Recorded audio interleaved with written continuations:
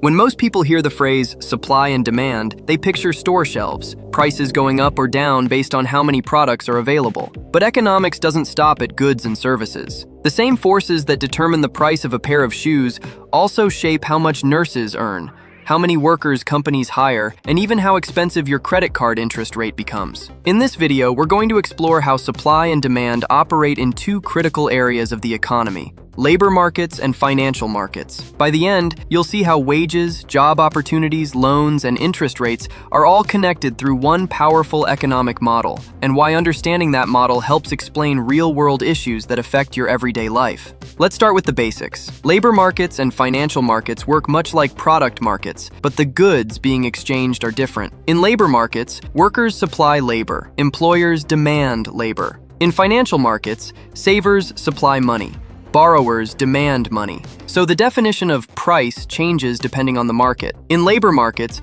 price equals wages or salaries. In financial markets, price equals interest rates. Here's a real-world example to ground this. Think about the healthcare industry. As the baby boomer generation ages, millions more Americans require medical care. Hospitals need more nurses, technicians, and caregivers. That rising demand pushes wages upward and creates hiring shortages in many regions. You've probably seen this firsthand in your own community: help wanted signs at clinics, travel nurses earning premium pay, or hospitals offering hiring bonuses. That's supply and demand at work in a labor market. Supply and demand in labor markets. Labor markets follow the same economic laws as product markets. Law of demand. When wages rise, employers hire fewer workers. When wages fall, employers hire more workers. Why? Because labor becomes more or less expensive, just like any other input. Law of supply. When wages rise, more people want to work. When wages fall, fewer people supply labor. Think about overtime pay. If your employer offers time and a half, more employees volunteer for extra shifts. Higher pay increases labor supply. Equilibrium in the labor market. Where labor supply and labor demand intersect, we find equilibrium wage and equilibrium employment. At equilibrium, employers can fill open positions. Workers can find jobs. No major surplus or shortage exists. But what happens when wages move away from equilibrium? If wages are set above equilibrium, more workers apply. Employers hire fewer people. The result is labor surplus. We often call this unemployment pressure. If wages fall below equilibrium, employers want more workers. Fewer people apply. The result is a labor shortage. We've seen this recently in service industries. Restaurants offering higher pay and signing bonuses are responding to shortages caused by wages previously sitting below equilibrium. Over time, these imbalances push wages back toward equilibrium. What shifts labor demand? Labor demand doesn't exist in isolation. It's what economists call derived demand. It depends on demand for the final product or service. For example, more home construction means more carpenters needed. More streaming content equals more film crews hired.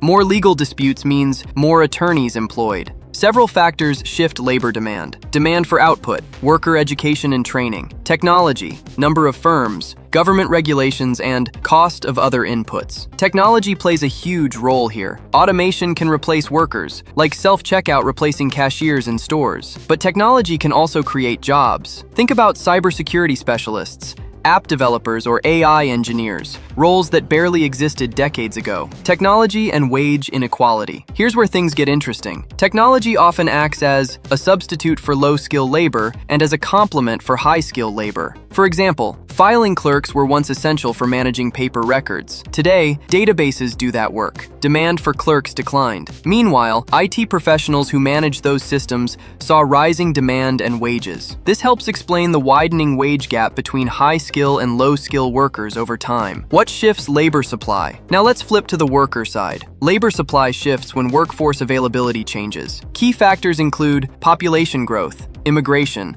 retirement rates, education requirements, government policy, and workforce demographics. Here's a real example. When more females entered the workforce in the late 20th century, labor supply increased dramatically. Another example, when nursing school enrollments expand due to scholarships or subsidies, the supply of nurses grows. But if education costs rise or licensing becomes stricter, supply shrinks. Price floors. Minimum wage. Labor markets also experience government intervention through price floors. The most common example is the minimum wage. A price floor sets wages above equilibrium. Effects include more workers seeking jobs, employers hiring fewer workers, creation of a labor surplus. Supporters argue higher wages improve living standards. Critics argue they may reduce hiring, especially for low-skill or entry-level workers. You can see this debate play out whenever cities propose $15 or $20 minimum wage laws. Transition to financial markets. Now let's shift from labor to money. Financial markets connect people who want to save with people who want to borrow.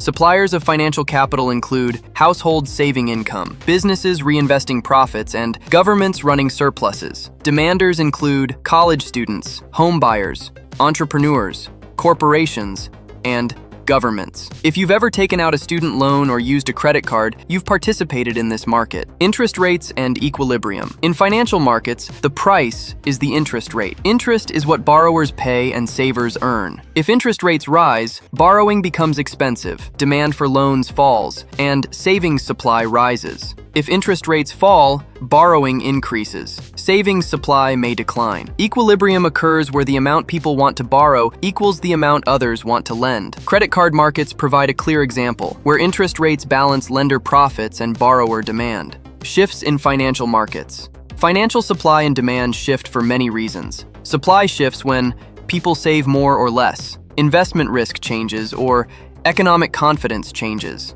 Demand shifts when businesses expect profits, consumers feel secure, or the economy grows. Think about the tech boom of the late 1990s. Businesses were confident, so borrowing surged. During the Great Recession, confidence collapsed, and borrowing demand fell sharply. Global capital flows. Financial markets are global. Foreign investors pour trillions into U.S. assets. But if confidence in the U.S. economy declines, perhaps due to rising national debt, foreign investment may fall. That reduces capital supply and pushes interest rates higher for U.S. borrowers. This shows how global economics affects domestic loan costs. Price ceilings in financial markets. Financial markets can also face price controls. A price ceiling on interest rates, often called a usury law, limits how much lenders can charge. If ceilings are set below equilibrium, borrowing demand rises, lending supply falls, and credit shortages emerge. Some borrowers may be denied loans entirely. So while ceilings aim to protect consumers, they can also restrict access to credit. Prices as information signals. One of the most important lessons from this video is that prices carry information. They signal scarcity, demand, opportunity, and risk. If airline ticket prices spike, travelers adjust plans. If crop prices rise, farmers adjust accordingly. No central planner coordinates this. Prices do the communicating.